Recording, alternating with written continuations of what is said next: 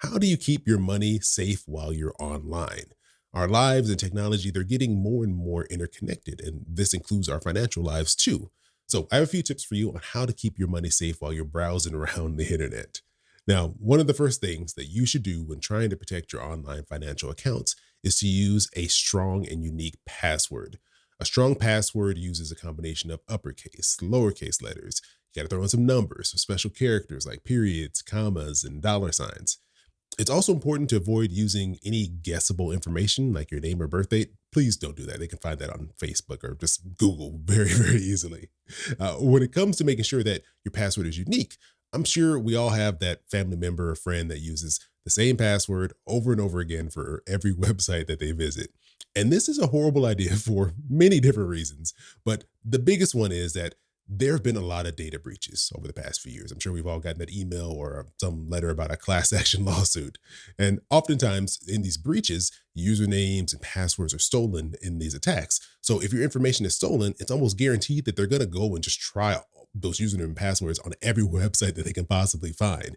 So if you use that same password over and over again, you might be out of luck because they could just plug it into a random website and get access to your account. But by creating a unique password on each and every website, a data breach or maybe like a compromised password means that you end up having to change just one password versus dozens or even hundreds of different logins that you might have. And creating hundreds of unique passwords can understandably leave you feeling overwhelmed because you're like, how could I possibly remember, 100 different passwords for 100 different websites? So for me, when I'm in this situation, I like to use something called a password manager or a password vault.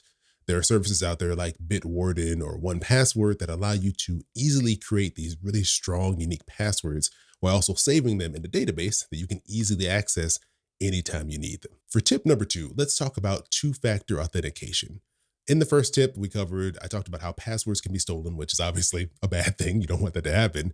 But you can add an extra layer of inconvenience to slow down any potential hackers out there trying to get into your accounts.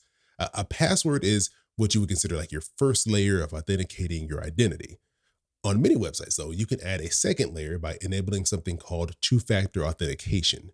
And this will require an additional code to be entered in after you put in your password, or sometimes before you put in your password.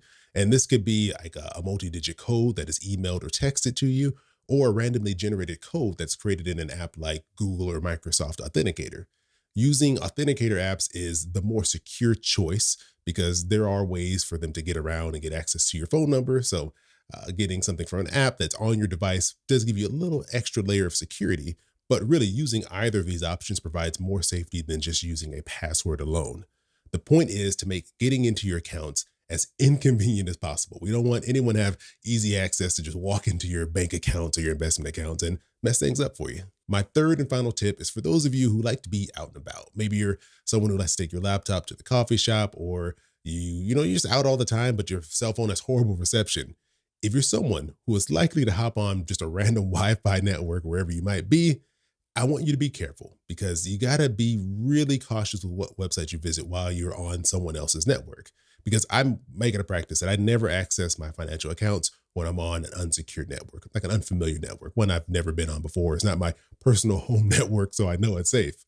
Because unless you for sure know who else could potentially be connected to that network with you, you have to be very cautious. Places like libraries and coffee shops are really great places to access the internet for free. But you are opening up your browsing traffic to anyone else who's out there looking for their next victim. My advice is to wait to check sensitive things like your bank account once you're connected to either a trusted Wi Fi network or you just disconnect from Wi Fi altogether and use your mobile network, even if it is a little bit slower, because it's better to maybe have to wait like a few extra seconds for a website to load than at risk basically exposing all of your personal data to a complete stranger.